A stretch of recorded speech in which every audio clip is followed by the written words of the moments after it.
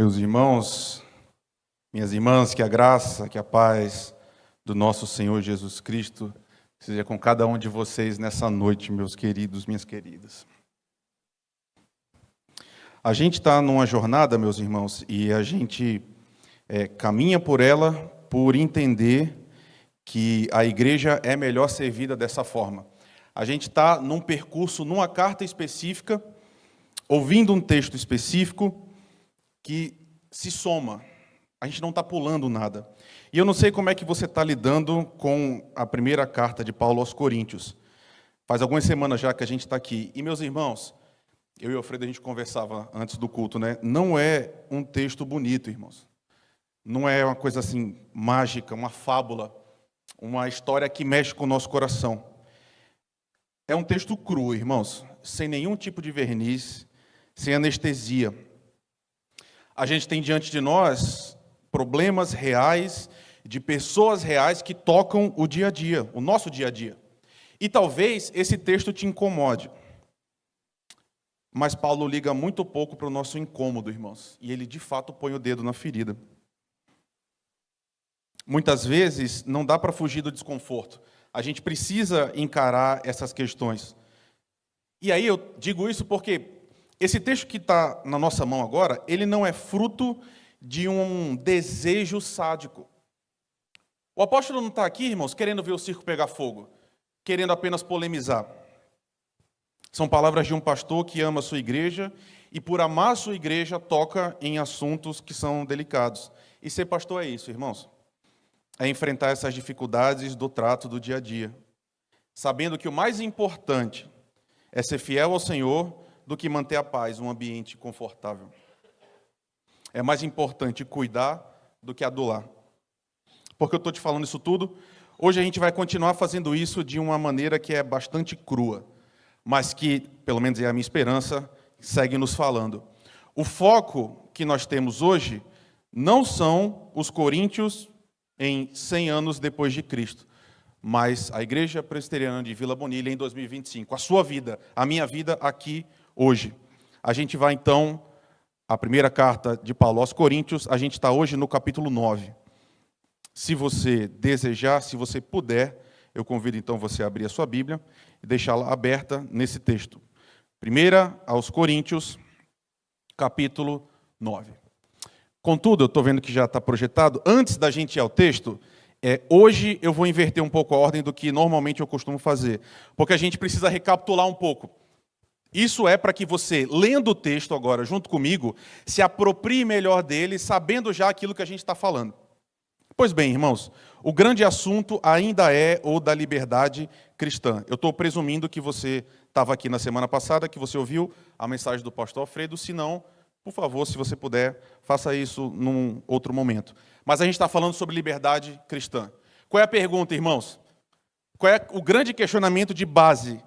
É permitido ou não é permitido comer carne consagrada aos ídolos? Literalmente, a gente pode comer carne que foi usada num ritual pagão de adoração a outro Deus?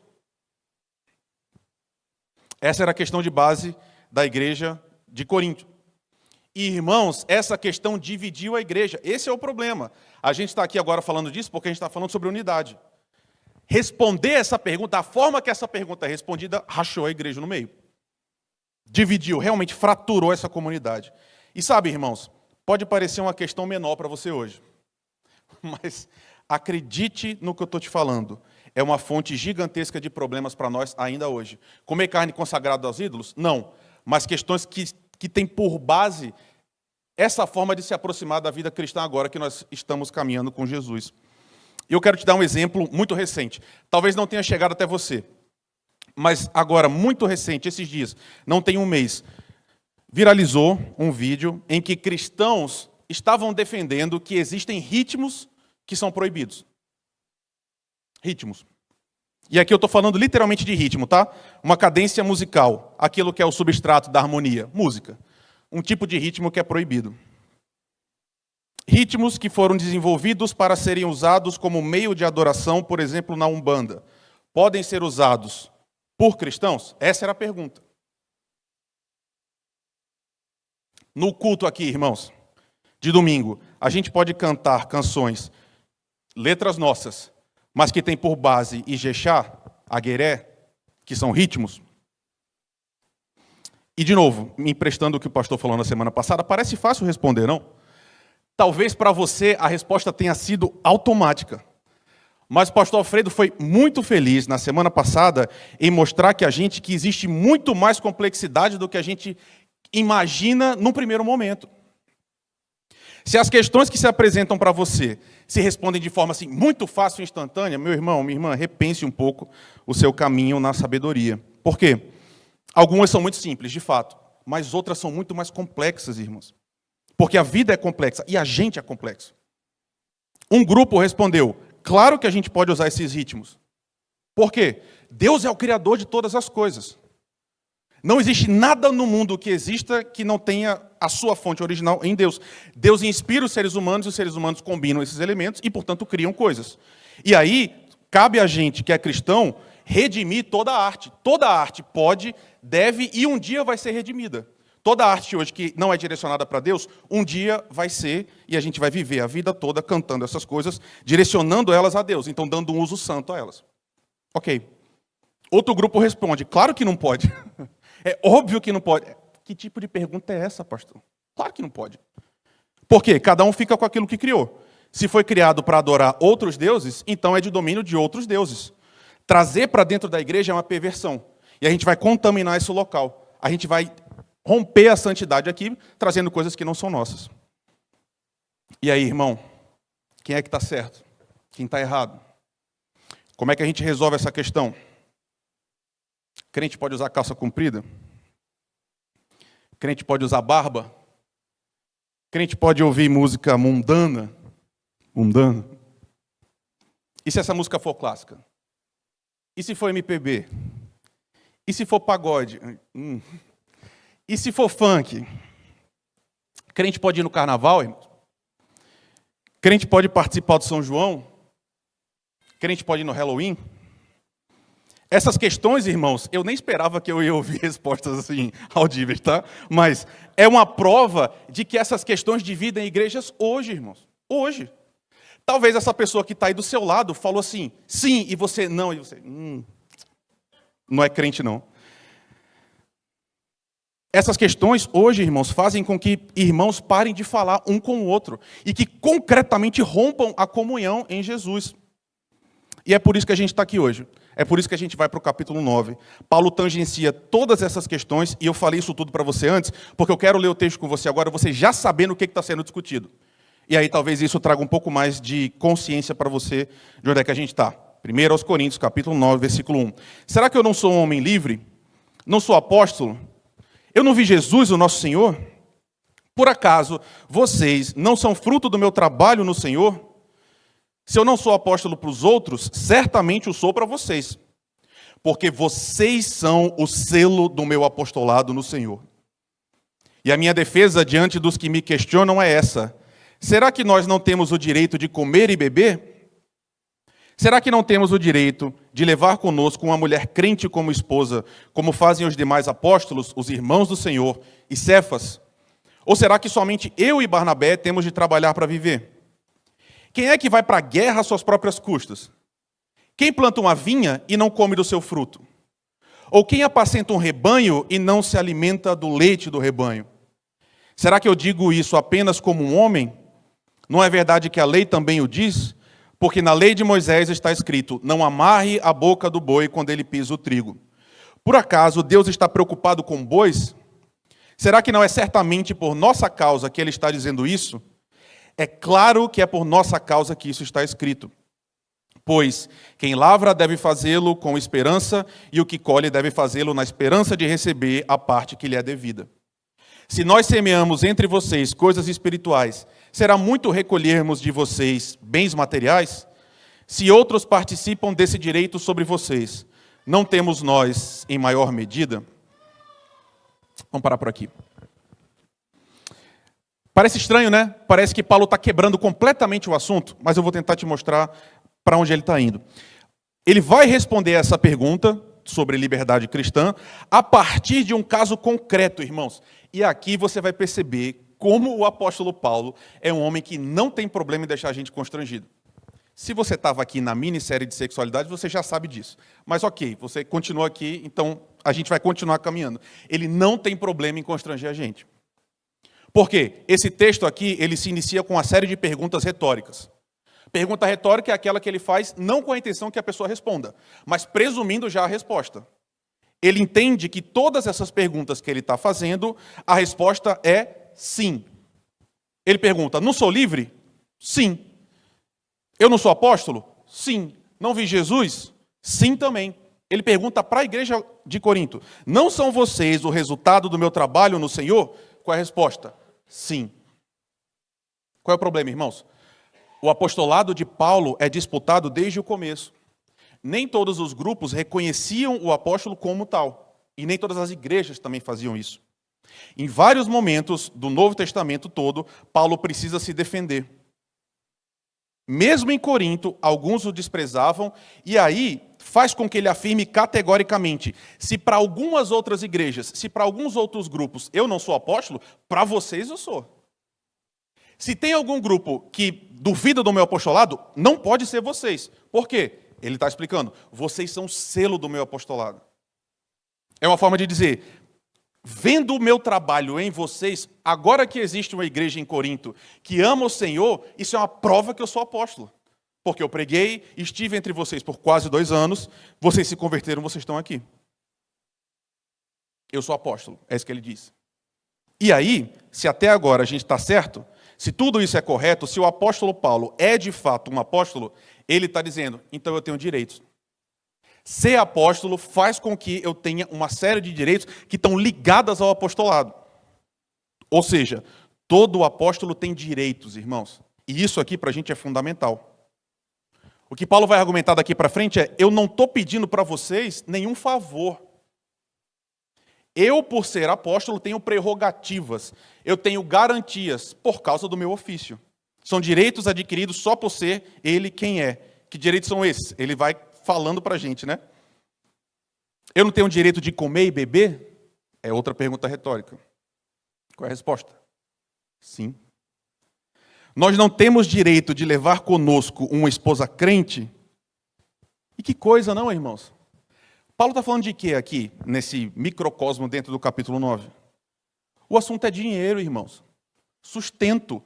E para os que estavam hoje aqui na Assembleia, ou seja, para os crentes de verdade que vieram hoje de manhã, a gente estava falando sobre dinheiro dentro da igreja. E está aqui um pastor escrevendo uma carta pública, abertamente falando sobre dinheiro, de sustento. Que coisa, não? E ele faz isso sem qualquer tipo de rodeio, sem qualquer restrição. Qual é a tese dele? A gente é apóstolo. Se eu sou apóstolo, eu tenho direitos. O nosso trabalho entre vocês pressupõe pagamento. A nossa comida e a nossa bebida não devem depender de nós mesmos, devem ser dadas a nós. Por quê? Porque nós estamos trabalhando no Senhor, no meio de vocês. E mais, nós temos o direito de levar uma esposa crente. Curioso, né? Aqui a gente está falando especificamente do foco do trabalho missionário. Nas viagens que os apóstolos faziam, indo nas igrejas e pregando o evangelho e assim animando os irmãos e todas essas coisas, eles levavam as esposas, eles não iam sozinhos. E sabe, irmãos, hoje em dia, quase todo mundo aqui sabe por experiência própria que receber uma pessoa em casa não é a coisa mais barata do mundo. Tem custo. Hospitalidade custa, irmãos. Ainda mais quando não é uma pessoa só, né? São 2. Um apóstolo e sua esposa. Então, as esposas estavam juntas. Olha que loucura. As esposas estavam junto com os apóstolos, mesmo sem trabalharem ativamente na obra. A gente é que fica chamando a esposa de pastor, de pastora, a esposa de missionária também. Não é o caso. Ele está dizendo, os apóstolos somos nós. A gente leva a nossa esposa. Por quê? Porque a gente não vai sozinho. E cuidar dessas pessoas demanda custo, irmãos. E é isso que ele está falando. Então ele está falando, será que a gente não tem o direito de levar? Será que a gente não tem o direito de comer e de beber? Resposta, sim. E por que a gente sabe disso? Mais uma vez, porque Paulo não tem nenhum problema em medir as palavras. Ok, irmãos, eu me constranjo lendo isso. Eu me constranjo falando isso para vocês. Não o apóstolo Paulo. Ele fala abertamente. E sabe o que é mais incrível? De novo, talvez você não tenha percebido isso daqui na Bíblia, certo? Mas a Bíblia é muito crua, irmãos. Eles não tinham problema de falar as coisas tais como elas eram. Por quê? Porque ele dá nome aos bois. Ou não é isso? Deixa eu olhar aqui com você. Versículo 5. Será que não temos o direito de levar conosco uma mulher crente como esposa, como fazem os demais apóstolos, os irmãos do Senhor e Cefas? O que ele está dizendo? Pessoal de Corinto, quando os irmãos de Jesus vão para aí, Tiago, um deles, eles levam a esposa e não tem que trabalhar. Pedro também leva e não tem que trabalhar. Por que só a gente tem que trabalhar? Esse direito é só deles? E aí, ele escancara o problema no versículo 6, né? Ou será que somente eu e Barnabé temos que trabalhar para viver? Que franqueza, não, irmãos? Paulo chegou na reunião do conselho e rasgou o verbo, né? Abriu o jogo. Só que, na verdade, não, né? Foi pior ainda. Ele fez isso para a igreja inteira. Essa aqui é uma carta pública, tanto que a gente está lendo ela aqui hoje. E fazendo isso, ele vai continuar argumentando, tentando mostrar que tudo que ele está dizendo que é direito mesmo, tanto pela lógica como pela Bíblia. O que ele vai dizer? Qual é o soldado que serve à própria custa? E para nossa imensa tristeza, irmãos, eu estava hoje, antes de vir para cá, dando uma olhada no noticiário, e hoje a gente tem quase toda a União Europeia aumentando o seu orçamento militar, porque a gente está ouvindo as notícias. E está todo mundo meio se preparando para um conflito que se promete acontecer. Então, era bom que a gente não soubesse do que ele está falando, mas infelizmente a gente sabe um pouco. E ele pergunta, quem é que vai para a guerra e tem que ser responsável por si mesmo? Qual é o soldado que vai para a guerra e chega lá e o pessoal fala, certo, cadê seu fuzil? Cadê seu equipamento? Cadê a gasolina para o tanque? Ele está dizendo, não.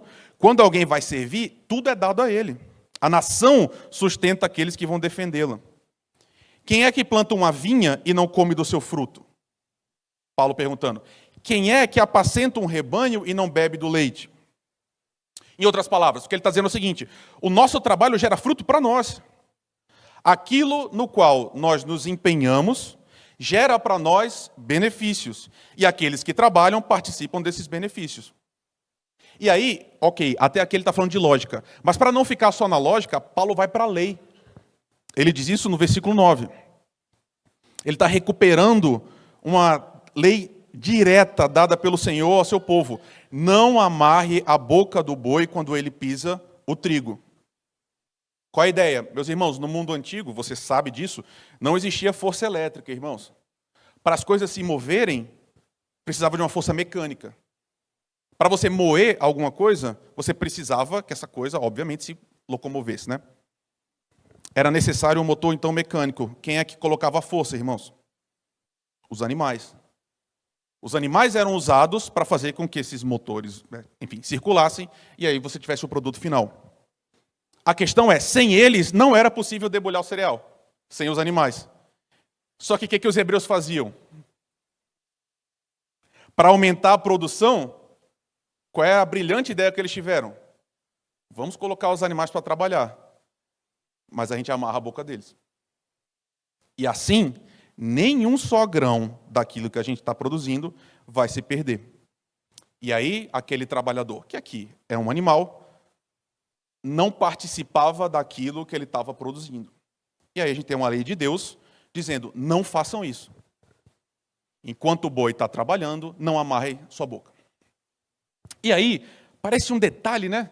Para você que é um pouco versado no Pentateuco, a gente vai ler esse monte de leis e parece uma minudência, né? Uma coisa assim, uma besteira, uma coisa estranha. Só que Deus cuida dos animais? Sim, mas o próprio Paulo está mostrando aqui que Deus está querendo imprimir na mente e no coração do seu povo um princípio que é muito maior. Qual? Não busque maximizar o seu lucro de uma forma tão desenfreada que você passe a ser uma pessoa absolutamente mesquinha. Não explore o seu trabalhador até o final, até a última gota, sem que ele participe de nada daquilo que ele está produzindo. Essa é a ideia da lei. E aí Paulo diz, isso foi escrito em nosso favor. Deus está falando de bois? Sim, mas está falando muito mais de bois, está falando da gente. Todo mundo que lavra a terra faz na esperança de participar da colheita. E Paulo, mais uma vez, é absolutamente claro. Olha aí comigo, versículos 11 e 12. Irmãos, de novo, tenta ouvir essas palavras. Vou te colocar numa furada, né, Alfredo? Como se fosse o Alfredo falando para vocês perceberem como é chocante o que Paulo está dizendo. Se nós semeamos entre vocês as coisas espirituais, será muito recolhermos de vocês bens materiais? Se os outros participam desse direito sobre vocês, nós não o temos em maior medida? Irmãos, Paulo está dizendo para a igreja o seguinte: gente, vocês são crentes por nossa causa. O maior tesouro da vida de vocês, que é Jesus Cristo, veio por causa da gente. Vocês só conhecem Jesus por causa do nosso trabalho. Foi a gente que plantou a semente. E a gente continuou cuidando. A gente plantou, a gente regou, a gente cuidou, a gente limpou. Então, se vocês têm todo esse benefício espiritual por causa do nosso trabalho, será que a gente não devia participar dos bens materiais de vocês como fruto desse trabalho? Que coisa, não, irmãos?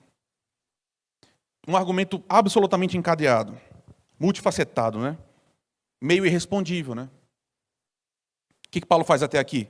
Ele está dizendo, esse aqui é o nosso direito. Isso aqui é o que é justo. Esse é o mandamento. É isso que é certo. Toda essa volta para os coríntios concluírem algo que é claríssimo. Pastores devem ser sustentados por suas comunidades. E mais, isso não é um favor, não é a bondade da comunidade, é um mandamento. É como Deus ordena que aconteça, desde o Antigo Testamento até esse momento. É o que Paulo está tentando mostrar. E isso é tão forte que ele mostra que é uma ordenança que vem direto do próprio Senhor Jesus. No meio do texto a gente acabou de ler isso. Paulo diz, foi o Senhor mesmo que disse. Aonde? Jesus fala, não levem bolsa nem sacola. Quando vocês estiverem andando, ele está falando para os discípulos, fiquem numa mesma casa, comendo e bebendo do que eles tiverem. Eles quem? A casa que vocês estão. Porque o trabalhador é digno do seu salário. Palavra de Jesus. Parece, irmãos, depois de toda essa volta, que o Paulo vai fazer é uma cobrança, não é? Não parece? Parece agora que chegou a hora de passar o chapéu, né? Paulo falou isso tudo, todo mundo concluiu, todo mundo ficou muito constrangido, chegou a hora. Se tudo isso é verdade, está na hora então de vocês agirem conosco desse jeito. Mas não é isso que Paulo faz, irmãos. O texto, e a gente parou de propósito aí, ele dá uma invertida completa, no meio do versículo 12, que foi o que a gente parou. Ele diz, entretanto, não fizemos uso desse direito. E aqui é absolutamente importante que você entenda o que eu estou tentando te mostrar. Paulo está dizendo, eu tenho esse direito, era meu, era adquirido. Eu e Barnabé, a gente podia ter feito isso desde o começo. A gente não estava pedindo nenhum favor. Só que a gente nunca usou esse direito. Paulo dizendo, para a igreja de Corinto. Ao contrário, nós suportamos tudo, literalmente. A gente passou por uma vida mais difícil, a gente passou necessidade, a gente teve que trabalhar sem colocar esse direito ativo. Por quê? Qual era a intenção? Qual a ideia? Olha como Paulo fala de forma clara, versículo 15. Eu, porém, não tenho feito uso de nenhuma dessas coisas, e eu não escrevo isso para que vocês assim façam comigo. Ele está dizendo, eu não estou escrevendo agora para que seja uma coisa retroativa. Vocês não fizeram até agora, então vamos ver quanto é que foi, e agora vocês me paguem. Não é isso, irmãos. Não é para isso que Paulo está tratando esse assunto. Tudo que foi tratado até agora tem como objetivo outra coisa, tem o objetivo o coração dos coríntios, não sua ação. E a explicação é surpreendente, irmãos. A gente não leu, mas se você puder ler depois em casa, leia o capítulo inteiro. Paulo vai dizer o seguinte, pregar é minha obrigação. Eu também não estou fazendo isso pela bondade do meu coração, pelo amor, como um favor. O Senhor me chamou, Ele me colocou essa incumbência. Onde é que está a minha glória, então? Se eu faço aquilo que Deus mandou eu fazer, onde é que está a minha glória? Paulo diz, em abandonar os meus direitos e fazer isso de graça. Eu estou fazendo o que Deus mandou. A minha glória está em fazer isso de graça quando eu deveria estar recebendo. Irmãos, se você não pegou ainda a ligação de tudo, deixa eu te explicar uma coisa. Por que Paulo nunca fez uso do seu direito nessa comunidade? Por que a vida dele, por 2 anos, irmãos, 2 anos, foi pior, materialmente falando, e concretamente, né, o dia a dia dele foi pior, por causa disso, aqui. E a resposta está na própria comunidade, irmãos. Paulo fez isso por causa da dureza do coração dos coríntios. Você percebe? Ele não exigiu o que era lógico e o que era bíblico. Por quê? Porque a igreja tinha problema nessa área. Qual? De enxergar o apóstolo, primeiro, como um apóstolo, e enxergar que deveria participar nessa atividade dada pelo próprio Deus. Em vários outros momentos, Paulo mostra que ele foi sustentado por outras comunidades sem qualquer impeditivo. Então, não era um problema dele. Em vários momentos, ele diz, inclusive, que ele recebeu mais do que ele precisava. Então, essa prática aqui não era universal. Paulo não fazia isso em todas as igrejas. Fez nessa. Por quê? Por causa dela mesmo, por causa do coração desses irmãos. Essa comunidade, irmãos, que dava tanto trabalho a Paulo, para eles ele abre mão. O que ele está querendo ensinar? O que tem a ver com a sua vida hoje? Qual é o foco? Onde é que está a verdadeira chave? Meus irmãos, perceba comigo. Paulo ainda está falando de liberdade. Lembra na semana passada que a igreja ficou dividida entre os fracos e os fortes? Quem eram os fracos? Na linguagem de Paulo. Eram aqueles que achavam que os ídolos contaminavam a carne, então é como se a carne conseguisse transportar uma maldição, e se eles comessem, eles seriam amaldiçoados. Os outros, que são chamados de fortes, Paulo está dizendo o seguinte: vocês sabem que o ídolo não é nada, então não existe nenhuma contaminação com essa carne, pode comer livremente. Paulo está falando aqui com os fortes, porque eles eram muito arrogantes. Lembra disso? O pastor falou na semana passada também. Eles achavam que tinham muito conhecimento. Paulo está falando, vocês acham que são fortes? Vocês não entenderam essa parte aqui do evangelho, e por causa de vocês que se acham fortes, mas na verdade são fracos, eu tive que abrir mão do meu direito. Ele está dizendo, será que vocês não podem abrir mão dos seus direitos para os seus irmãos, como eu fiz com vocês por causa de vocês? E está aqui a chave, irmãos. E a gente sabe disso porque no próximo capítulo ele vai continuar falando sobre o assunto principal. Então, esse assunto aqui no meio, Paulo colocou para isso. Ele está dizendo, eu fiz isso por vocês. No assunto sustento pastoral, vocês todos são fracos. Porque vocês se acham fortes, mas vocês não entenderam essa coisa tão simples. Vocês não conseguiram ver essa questão justa do meu sustento. E aí está a questão, né? Ele diz, e por causa disso, porque vocês eram fracos nessa questão, eu abri mão do meu sustento por 2 anos. E eu servi vocês de graça, sem cobrar, e não estou cobrando aqui agora. Percebem, irmãos? Os coríntios estavam completamente enganados nessa questão. E por causa da fé fraca deles, aqui, Paulo abre mão de seus direitos. Se não ficou claro ainda para você, o que eu quero dizer é o seguinte: provavelmente a igreja de Corinto inteira tinha um espírito que é tipo assim, eu não vou dar nem um centavo para pastor não. Está me fazendo nenhum favor? Ele que se vire para trabalhar. Paulo, né? Porque os outros, quando eram recebidos, eles davam livremente. Para Paulo, não. O que Paulo faz, irmãos? Por amor a eles e por amor ao evangelho, para que eles não caíssem, para que eles não tropeçassem, para que não fosse mais um motivo de divisão, ele diz, eu estou abrindo mão, totalmente. E eu vou continuar servindo vocês com todo o meu coração. Qual é a ideia? A questão central aqui, irmãos, é o crivo de uma ação ou não, ou seja, você amanhã vai decidir, eu vou fazer uma coisa ou eu não vou fazer essa coisa. Se ela não for um pecado claro e explícito, faço ou não faço? O crivo não é apenas se ela é certa ou não, se ela é justa ou não, se ela é bíblica ou não. Existe um princípio enorme que nós somos obrigados a observar, chamado amor, irmãos. E o amor por essa pessoa que está do seu lado. Que sabe, nem sempre é legal. Nem sempre você tem uma foto dela na carteira e quando abre fala, que saudade desse meu irmão querido. Às vezes, tudo que você queria é que tivesse um... Meu Deus, a palavra é essa? Vamos remanejar, acho que é isso, né? Da empresa e falar, fulano foi transferido para Palmas. E você, Deus seja louvado, o Senhor é bom, que Ele abençoe a sua vida, abra portas. Pois bem, essa pessoa, ela é sua irmã. Do seu ladinho aí, do jeito que está agora. E o amor que você tem ao seu Senhor faz com que você a ame também. E aí a vida dela passa a ser critério se você vai fazer uma coisa ou se você vai deixar de fazer uma coisa. Isso é ser crente, irmãos. A gente fica falando que ser crente é cantar as músicas certas, usar a roupa certa e que Deus vai abrir todas as portas para a sua vida. Você não vai ser cauda, você vai ser cabeça. Onde você botar a planta dos seus pés, vai ser sua. A Bíblia não fala nada disso, irmãos, nesses termos.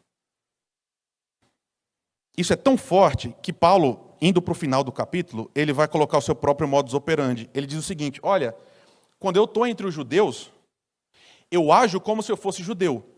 E, de novo, não é uma questão moral. Ele não está dizendo o seguinte: quando eu estou na quadra da Mangueira, eu ajo como os mangueirenses agem. Não é isso, irmãos.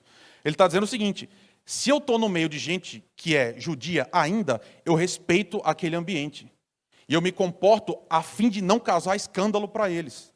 Naquilo que é permitido, eu abri mão. Quando eu estou entre os gentios, eu ajo como gentios, para tentar ganhar todo mundo. É o que Paulo diz. Paulo está dizendo, ele se adequa ao seu público, de novo, sem comprometer aquilo que é central. Ou seja, o amor aos irmãos e a pureza do evangelho devem permanecer inalteradas, mesmo diante dos fracos, irmãos. Mesmo diante daqueles irmãos que já deveriam ter andado mais, já deveriam ter entendido melhor, mas que ainda estão insistindo em arrumar questões por coisas menores, como era esse caso. O que esse texto ensina para a gente, irmãos? A primeira palavra, e eu acho que eu preciso falar isso, eu nem queria, mas eu acho que eu preciso porque nossa igreja está recebendo muitas pessoas que não são presbiterianas. E é incrível o testemunho que a gente tem ouvido dessas pessoas. E para vocês, especialmente, eu quero dar uma palavra. A gente vive numa sociedade de mercado, irmãos. Numa sociedade de mercado que existe tal como ela se apresenta há pelo menos 300 anos. Só que isso está acelerando. A sociedade de mercado está ficando cada vez mais de mercado. E hoje a gente vende qualquer coisa. Literalmente qualquer coisa. Tanto que você vende sua imagem, mesmo sem saber. E aí, os filhos de Satanás, desde sempre, aprenderam a vender a fé. Não é recente. Desde que a igreja, já tem gente vendendo a fé. A gente vê isso no Novo Testamento.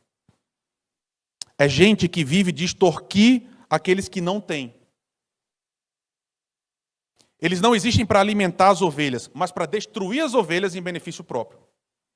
É gente que não acredita, eu tenho certeza do que eu estou dizendo. Essas pessoas não acreditam de verdade, mas um dia elas vão se encontrar com o Criador, que é o dono da igreja, aquele que morreu pela igreja.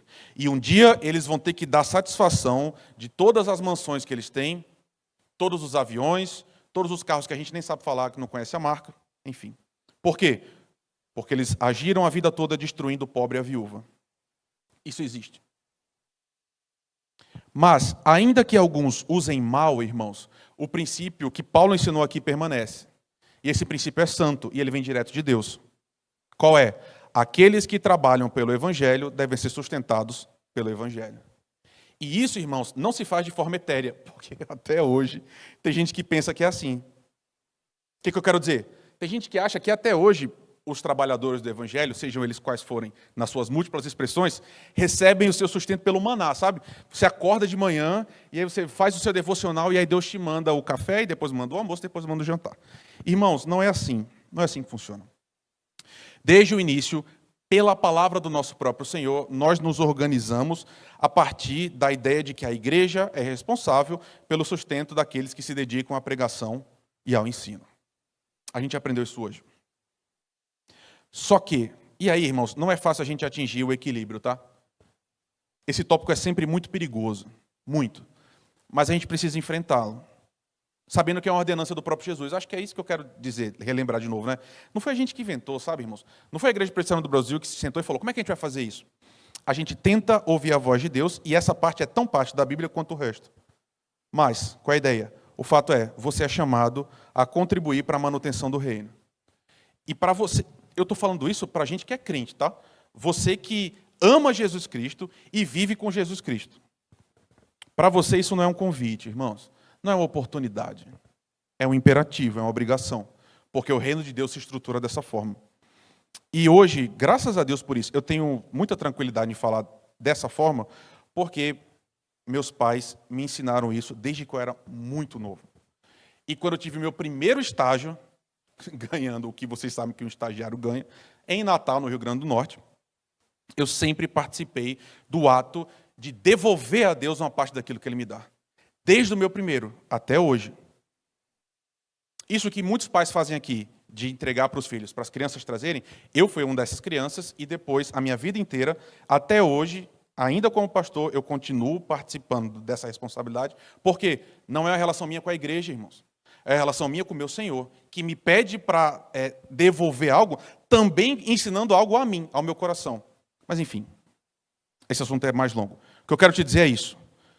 É uma ordenança do Senhor para nós. E cuidado, tá? Cuidado com o amor ao dinheiro, meu irmão. Cuidado de verdade. Guarda seu coração. Contra não ser generoso. Só com a igreja, não. Com outras pessoas. Abençoe outras pessoas. Se Deus está te abençoando, essa é uma frasezinha pronta, mas que eu acho bonita. Se Deus está te abençoando, não construa uma casa maior. Aumenta o tamanho da mesa e coloca mais gente para comer junto com você. Ok. Mas se isso é verdade, a gente não pode deixar de perceber o argumento maior. O texto fala sobre isso, mas o texto fala sobre algo que vai além disso. E que nesse momento é mais importante do que isso. A questão é, o que a gente deve usar para decidir se a gente vai abraçar um ou outro comportamento? A gente volta agora às questões iniciais. E aí? E os ritmos africanos? Onde é que eles ficam nessa história toda? E o carnaval, meu irmão, São João? A gente vai ou não vai? Pode ir ou não pode? E aí, meu irmão? Nossa, eu sei que o seu sonho é que eu fosse falar cada uma dessa questão, né? Que, enfim, crentes adoram falar sobre isso. E essas questões não são pequenas, irmãos. Elas nem são desprezíveis. Elas nem são secundárias, elas são importantes. E a gente pode e deve tratar sobre elas. Mas o ponto mais importante hoje aqui é entender que, meus irmãos, nem tudo é tão simples. Pastor, eu posso trair minha esposa ou não posso? Isso é simples, meu irmão. Isso vai ser sempre não pode. Mesmo se for algo lógico, justo e bíblico, mesmo que você tenha total liberdade para você fazer alguma coisa, isso não esgota a questão, meu irmão, minha irmã. Nossa liberdade no Senhor, ela não é irrestrita. Ela não está descolada da vida real, mas ela é tributária das nossas relações. Lembra de Paulo? Apesar dele ter todo o direito de exercer o seu apostolado, ele preferiu abrir mão por amor aos seus irmãos que são mais fracos. E nota, de novo, a gente está falando de sustento, a gente está falando de salário, literalmente, de pão, casa e roupa lavada. Aquela igreja estava errada, irmãos.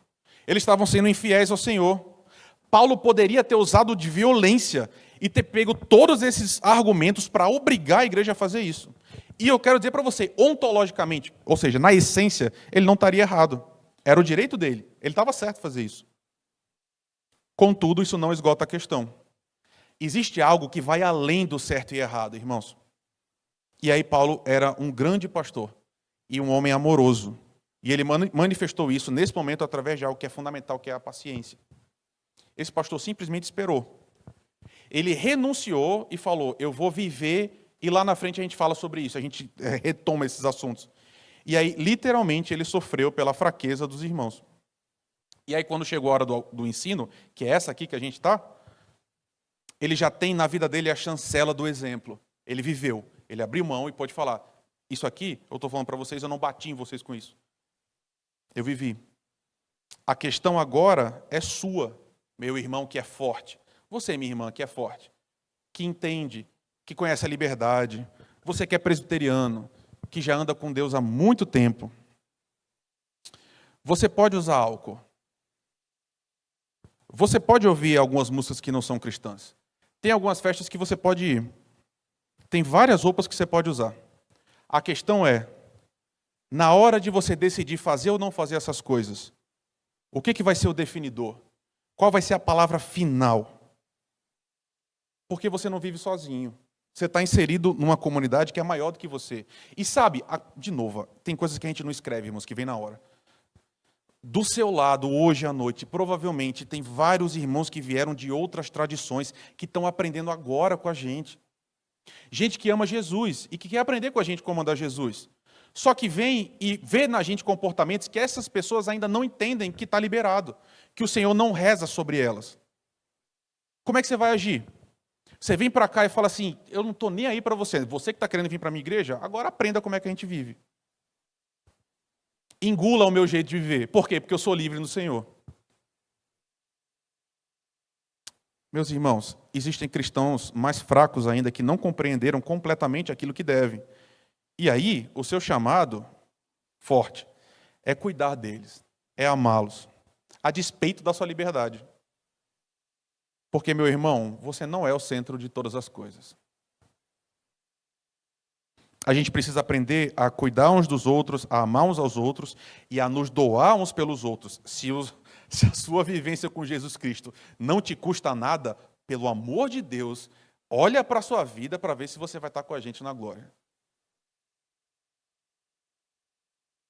A nossa liberdade nunca tem a palavra final.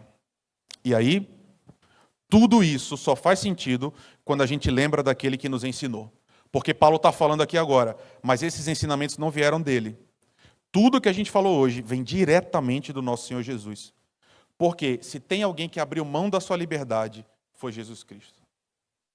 Ele abriu mão da sua glória e, semelhante a um homem, se esvaziou, se tornou servo, se humilhou e obedeceu como um filho até a morte, uma morte de cruz. E assim Deus o exaltou à direita e hoje ele tem um nome que está acima de todo nome, Jesus Cristo, nosso Senhor. O Rei da igreja, aquele que morreu por essa pessoa que está do seu lado. Meus irmãos, que a gente aprenda dele, que a gente olhe para ele, que a gente imite o exemplo dele. Porque tudo isso que a gente falou, ele fez primeiro. E ele comprou a gente. E nós somos o seu povo, somos os seus filhos. Nós somos chamados a ser como ele. Que toda a nossa liberdade, meus irmãos, seja escrava da cruz de Cristo. Porque nada no mundo mais importa que não seja a glória e o reino de Jesus Cristo, o nosso Senhor, por meio de quem tudo é dele, tudo é para ele, tudo existe por meio dele. A ele seja a glória, a força, a honra, o domínio e a majestade, meus irmãos, pelos séculos dos séculos. Amém.